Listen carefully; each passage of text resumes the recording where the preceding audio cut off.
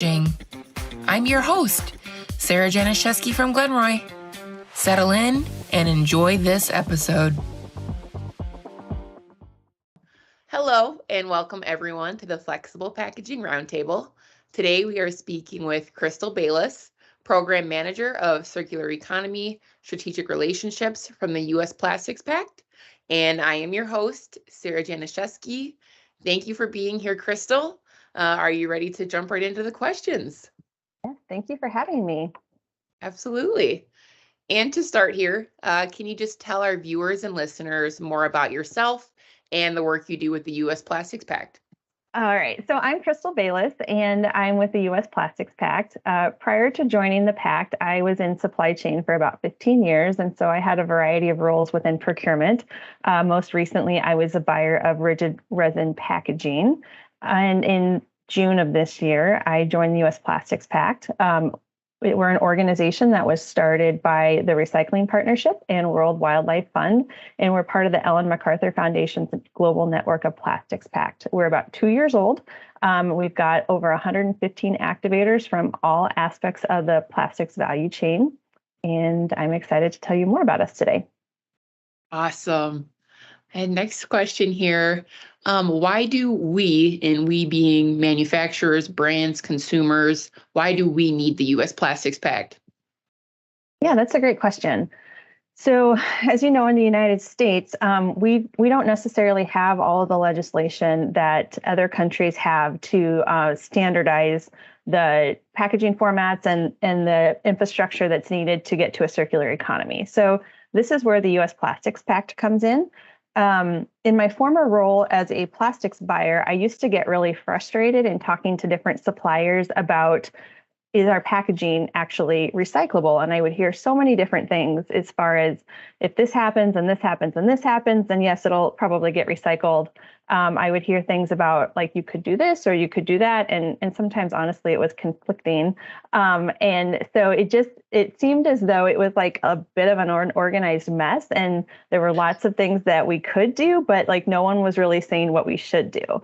And so this is where the Plastic Pact comes in. And so in absence of that legislation, which we will hopefully have someday, we're helping to lay out the strategic framework for the industry. So we're building on all of the great research that has been done by all these different organizations and pulling people together to understand what we have line of sight to getting to be circular, both in practice and at scale, and making the decisions on harmonizing those packaging formats, allowing for the different forms of collection and sortation to get put in place to be able to handle those packaging formats so that we can truly drive toward a circular economy.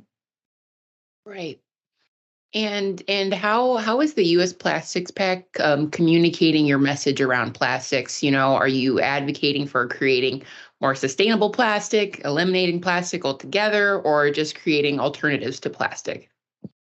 Another great question. So the views on plastic, like, it's certainly a mixed bag, no pun intended. But you hear everything. Obviously, plastic waste is a huge problem. Plastic in the environment is detrimental. Lots of plastic in the landfill is also very problematic.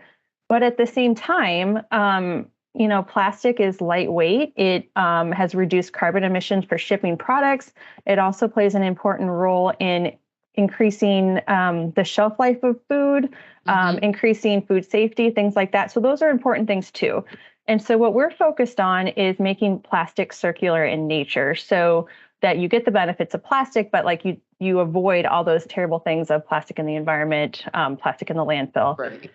So that's done by eliminating problematic and unnecessary plastics, so things that are harmful to human health or detrimental to the recycling stream, and then designing things to be recyclable, compostable, reusable, then actually getting it recycled or composted, and then using recycled content in plastic packaging. What is the roadmap to 2025? And can you tell us more about the 4 action items that correlate with that? Yeah, so the Pact has 4 targets, and this is in line with Ellen MacArthur and all of the other plastics pacts around the globe. The first target is to eliminate problematic or unnecessary materials. The second is to design everything to be reusable, recyclable, or compostable. And then the third target is to get to a 50% or better recycling rate. And then the fourth target is to get to 30% PCR, so post-consumer recycled content, or bio-based plastics. And so these targets feed into each other. If you eliminate problematic materials and you design for circularity, that makes it easier to recycle, and then there's more material available to use as recycled content. And so each of these things, like it's a positive loop that feeds into it. Each target feeds into the other. Another key piece of that, though, is making sure that we have that post-consumer recycled content commitment from companies, because that, it's going to enable the laws of supply and demand, and it's going to pull material through the value chain so that we can get that necessary infrastructure in place to collect and sort. So those are our 4 targets that we have for 2025. Mm-hmm. Beyond that, we actually have a roadmap that's available on our website at usplasticpact.org, and that lists out specific deliverables for each of the 4 targets, and it maps it out between now and 2025. So all the different things that we need to do to hit those targets. Wonderful. All right. And how can companies or organizations work together to achieve those targets that you just spoke about? Yeah. So what's interesting to me in this role, I have further seen just how fragmented we've been in the past. And so it's been very powerful to bring together the entire value chain.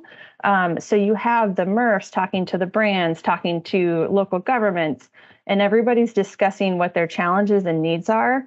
I love getting on the phone with both a MRF and a brand owner and hearing them have conversations, the brand owner saying, well, we went with this packaging format for these reasons. And then the MRF saying, I understand, but this is really hard to sort. What can we do about that? And so by bringing everybody together, we're able to understand like what are the challenges and how do we work together to overcome them, and where can this area make changes to make it easier over here, and vice versa. And so by really bringing together in an organized format those conversations, we can start to make progress. As I mentioned before, there's been a lot of great work done, but on some level, it's still pretty fragmented. And so as an organization, we're helping to pull it all together so that we can make decisions and move forward together instead of being stuck in a rut of, well, here's the things that we could do. We're moving from we could to we are doing. Right. Yeah, we all got to stick together.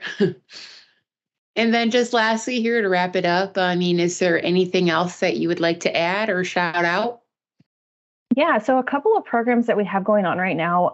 We have our Sustainable Packaging Innovation Awards, which are getting announced at Verge. And so there's some really exciting solutions that are out there.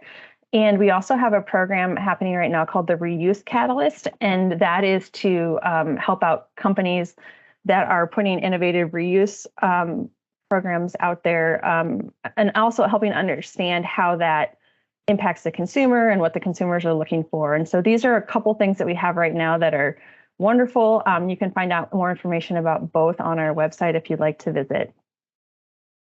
Awesome. And to conclude things here, I just wanted to thank you again, Crystal, for joining us today. It was a pleasure having you on the podcast. Thank you for having me. Thanks for joining us for this episode of the Flexible Packaging Roundtable. Don't forget to like, share, and comment on Glenroy's social channels. To learn more about what it is we do, visit our website at glenroy.com. See you next time.